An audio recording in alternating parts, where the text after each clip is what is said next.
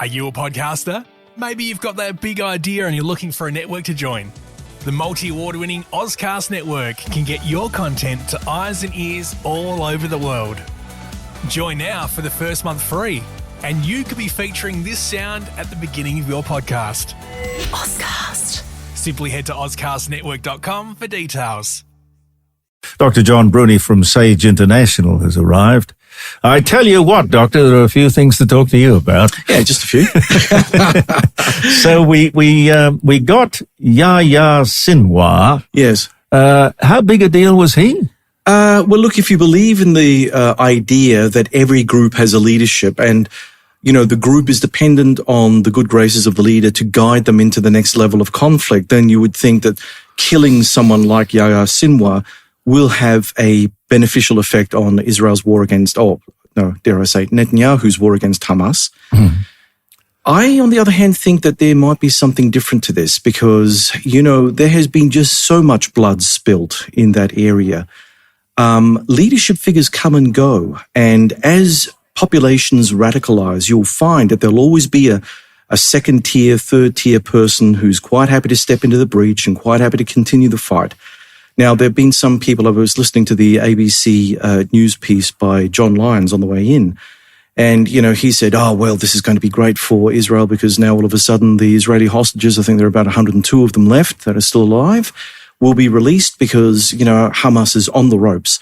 Well, look, I'm not so sure about that. Hamas is still fighting 1 year after Israel's quite massive intervention into that little tiny strip of territory. Right? Yeah. And I'm not so sure whether or not people are in the negotiating mood, so to speak, especially since there's 2.3 million Gazans, about 80% of whom have now been displaced. Yeah. Every structure that could be considered a home has been leveled in many quarters of that tiny place. I think now the politics of revenge really comes forward. Yes. And I'm not sure anyone's in a forgiving mood, not on the Palestinian side and certainly not on the Israeli side.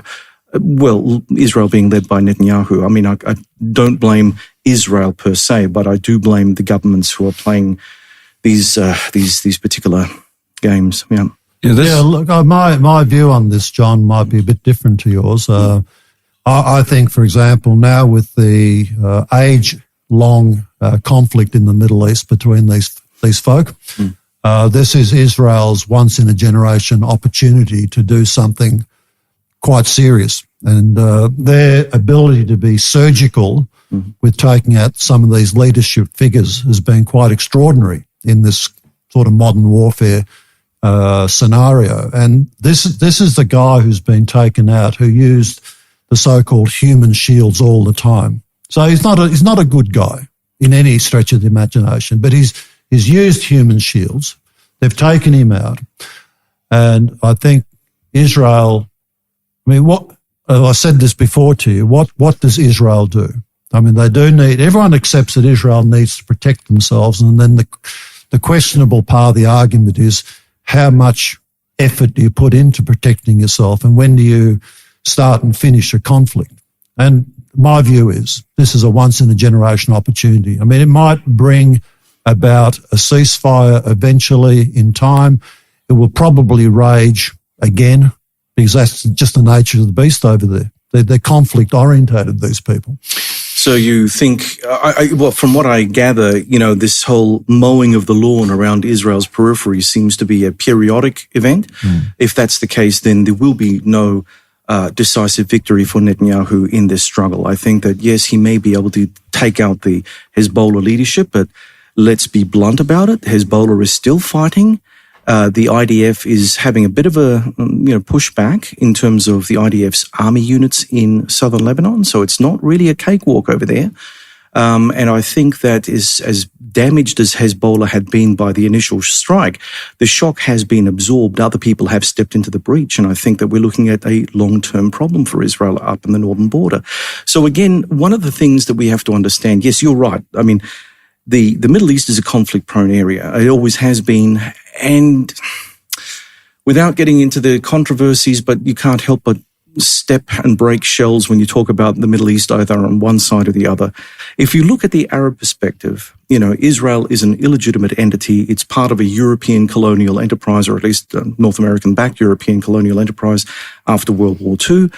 Western guilt allowed Israel to move in a rather forceful manner, displacing a lot of Palestinians in the process, in an event called the Nakba.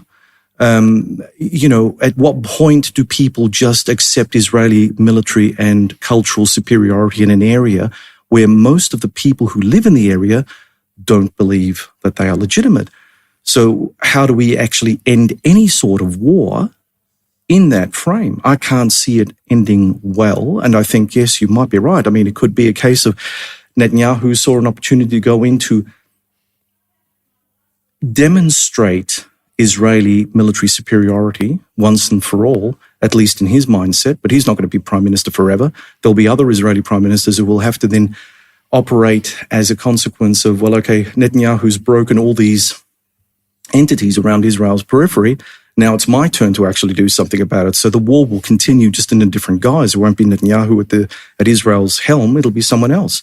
And it won't be a blessing. It'll be a curse on the Israelis because, Israel is a small country and its military forces, while very powerful and their intelligence services are, first rate, no one puts any question on that. But it's a small country. And how can they use generation of Israelis on a periodic war mobilization footing? I mean, obviously, part of the Israeli society is going to have to suffer. And I would argue that the economy is currently suffering in Israel. What about the casualties? To this point, how many people would you think that each side has lost? Well, look, we don't know for certain, and this is the thing. I mean, the Israelis will say that, anything tainted by the Hamas brand, including the so-called health agencies, are exaggerating their claims. So we're looking at what we can see on the open source at about 40,000 Palestinian casualties. Not all of them, obviously, are Hamas fighters. That's a lot of civilian casualties. Now, in warfare, there is something called proportionality. No one says that October 7th wasn't something that was god-awful in every capacity.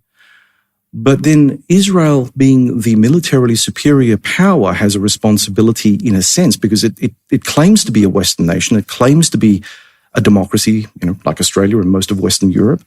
Now, we would like to think that we would never act in such rageful manners that we would, like if someone poked us badly, that we would come after them with a sledgehammer and smash the entire box and dice, as Netanyahu has currently done with Hamas in Gaza. So was that a proportional response to October 7? Some people will say, oh, well, who cares about the Palestinians? They're a group of warring people. They'll never be at peace. Well, yeah, but think about the foundation of Israel. It was not a democratic process. I mean, if we're really blunt about it, there were Jewish militias, some might even say terrorists, who actually intimidated the Palestinian population away from what they had considered their home. And what would you do if you're in a current situation like that?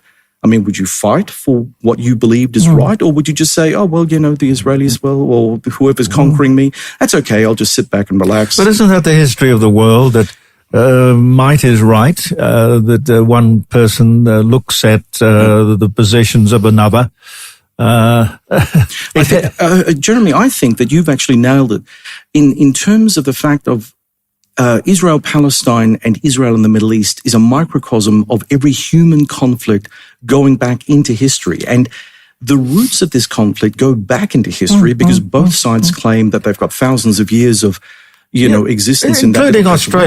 Including Australia. Well, yeah, sure. If you can't control your borders and you can't control, or you're outnumbered, or you are up against superior technology, nature takes its course. Well, it does. And look, we're a conflict-prone species. Migration, when it didn't come at the point of a spear or a gun, is now, just a free movement of people in the 21st century. But then there are those nativist populations who are seeing their cultures changing, and their will to resist is now seeing an upswing in racism.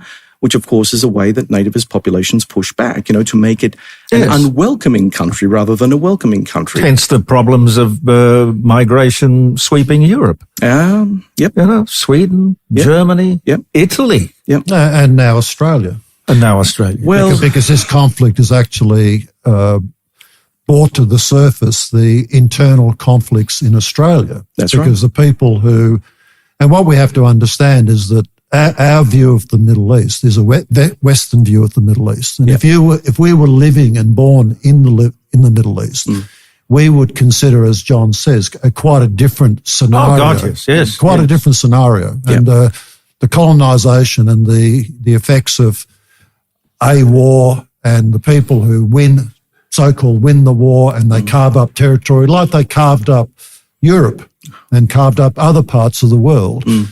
But it goes beyond that. I mean, if you go to a biblical sense and you look at the land of the Middle East, the land of Canaan and the Israelites, there's massive foundations to all that. So how far do we actually throw that back? Well, exactly. And Liz, I'm not a biblical scholar, but I know enough about that sort of side of things to suggest that when you pick up a Bible or you go into the old scrolls of religious doctrine, it was filled with warfare even back then. The 12 tribes of Israel were united by force. They weren't reunited because they were an inherently democratic group of people who came together and said, we're all Jews, let's enjoy a Sabbath together. They were happily killing each other for quite some time. And this is now the 21st century version of what was always the case in that part of the world, So what you got is human nature, right? Yeah. Well, somebody once explained to me, what is human nature? It is equal proportions of jealousy, vanity, lust, and greed. And that's what people are made up of. Yeah. And timing-wise, in the Gazan area, the population is very, very young. So I think 90% is what?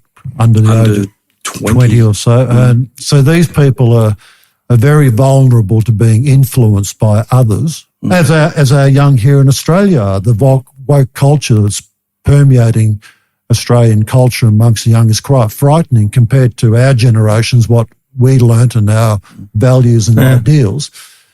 But Hamas, as a territorial government in Gaza, has infiltrated the minds of the young. These people, and I agree with you, John, these people aren't going to rapidly change their mind about what's happened to them. And in fact, they'll be even further infuriated because if you're quite right, they've been displaced from their homes and their regular activities, had to move elsewhere. And let's not forget about the very real casualties that Palestinians living in Gaza, whether they wore a uniform or not, have had to suffer as well. This is a key issue that has radicalized much of the current sentiment of those who are living in Gaza. You kill mother, father, brother, cousin, because, you're in the IDF, and really for you as a proud Israeli nationalist, Palestinians really don't exist. They're just things on a board, a chessboard, that can be knocked over, that can be removed, but you don't have any vested interest in caring for your enemy or the enemy population. You just see them as a block of hostile actors. There are no prisoners of war, I gather. There are no prison camps. Usually the consequence... There are detainees. And I want to actually raise something that I saw yesterday, which I found extremely disturbing. The way that the Western media actually reports the war is, as Les rightly pointed out, we look at things from a particularly Western perspective, and we rope Israel into that camp. We're quite proud of the fact that they're a Western democracy. And yet, because of the way that we look at the war, we take out or edit the narrative. You were talking about human shields, right? There have been footage which has been released on YouTube of Israeli soldiers using Hamas detainees, unarmed, stripped down to their underwear, as human shields as they went into areas where they thought Hamas fighters were still having their thing. So if the Hamas fighter in front of the Israeli soldier got hit, well, that saves an Israeli soldier's life. If that isn't what I would say a human shield is all about, it cuts both ways. Literally and figuratively. But the Western media don't want to give anything other than a positive account of what Netanyahu's doing. And so that bad news story, which eventually will trickle out, but it's already starting to come out from various sources, Can I move along to a couple of other things? Because there's a bit of territory to cover, as I said at the beginning. I heard this morning, I couldn't believe, you and I were there at the beginning when all of the hand-wringing was going on about the submarines. And there was the French, and I remember that at the convention center, I think it was, and there were representatives of the Japanese industry and the Japanese Navy and France and I don't know if Germany, searching. I mean, it was the most forensic examination of the possibilities and opportunities there. Correct. And when we came up with the French alternative, how much did it cost us to get out of that? Oh, God. I know it was a high number. It was hundreds of millions of dollars. It was hundreds of millions of dollars. Just how much exactly, I can't tell you off the top of my head, but it was you would say it was a controversial figure for most Australian taxpayers. And right? now I hear this morning that they are seriously considering scrapping the current deal with the Americans. Where did that come from? That I don't know anything about, Jeremy. I'm going to have to pick up the paper and find out. Yeah, they're saying that the ideal solution would be that we will share American boats. The Americans will have their Virginia-class submarines. We won't buy them. Yeah. No. We will have $365 billion to play with. Yeah. Like they can walk out of this AUKUS contract without any damage. What? 830 million, just under $1 billion to get out of the contract with the French. Yep. So what is it going to cost us to get out of this one with the United States? I think we'll have to sell our soul for the United States for a graceful exit. They will extract the last pound of flesh from us. But why would we do it? Look, Trump will not support this because American shipbuilding is going through a reforming process, and of course, jobs in America are just as important for Americans as jobs for Australians are for Australian governments. So I would imagine that a Trump administration, American first, they will say, look, it's nice that you get nuclear-powered submarines from, United States shipyards. They're going to be built over here so we can have jobs over here. The thing that you have to understand is that with the American system, it's very much predicated on a similar kind of structure here. It's all about finding the pork barreling effect in various state constituencies. Where you can get the most votes from, you go after those votes with a lucrative defense contract and say, hey, we've got defense jobs over here.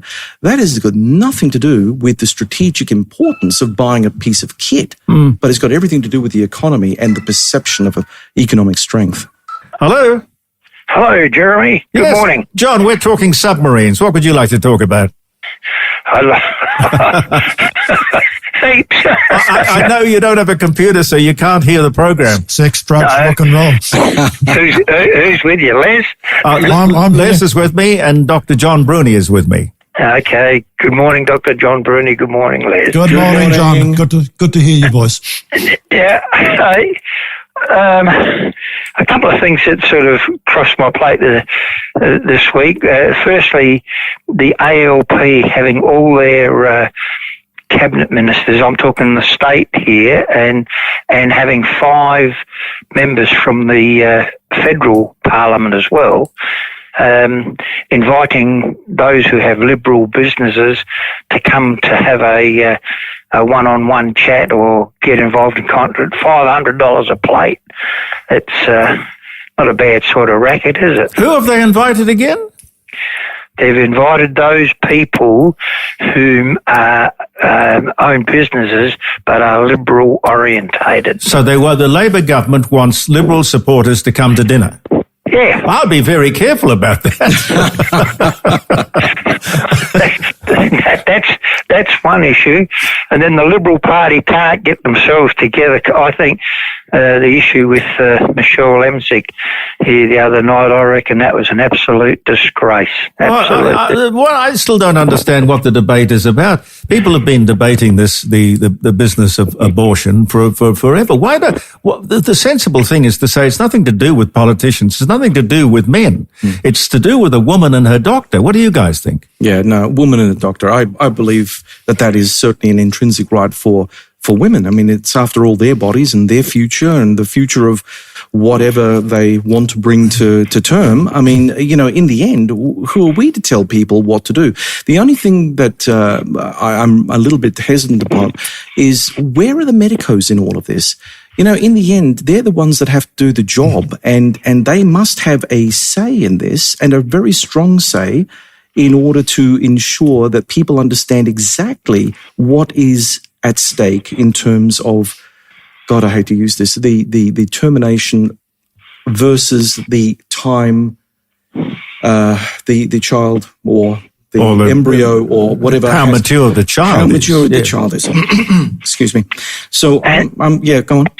And the welfare of the lady concerned. Indeed, indeed. There are a lot of extenuating circumstances here, which always fuels this area with controversy. But I think I would rather have informed medical opinion weigh in heavily on this issue, because I think that if you just hand this issue of controversy over to people who either believe in the right of abortion or not, you're just pulling the country apart. But the thing about it, to me, would have to be if the baby is almost to term, almost full term, that's not abortion, that's murder. Yeah, look, my view on this is, again, I'll say for what's worth, telling people what they should do has been exemplified through the COVID period. We forced people to have an experimental vaccine, which is now causing many, many people severe health problems. So there's an issue that government got involved into a medical matter, and the medicos were overruled, essentially. A lot of prominent medicos were overruled and still being overruled. But the argument about abortion is being hijacked by the comment that the woman's body, my body, my choice. Well, no, that's not the way the fundamentals should be looked at. If the woman is not pregnant, yes, my body, my choice. I agree with that 100%. But once the woman conceives and the embryo is viable and becomes human life, and this is where I agree with John, the question of when a human life is a viable entity, I'm a pro-life person. I think that the moment there is viable life, whether it's in vitro or outside, whatever, I think there is a lawful position to take about whether or not that life should be preserved. And the argument, I think, in this legislation, the problem is that there would never have been a problem in the sense that if a woman came to full term and it was a medical question of whose life do you preserve, because if you deliver the child, there might be risk to the mother or vice versa, that often distills to someone incumbent making that choice, saying, well, I'll sacrifice my life for the life of the child, or no, I don't want to sacrifice my life, and the doctors then take the appropriate course of action. But I think when you have a situation where there is viable life, I think the law has an obligation to society to preserve life.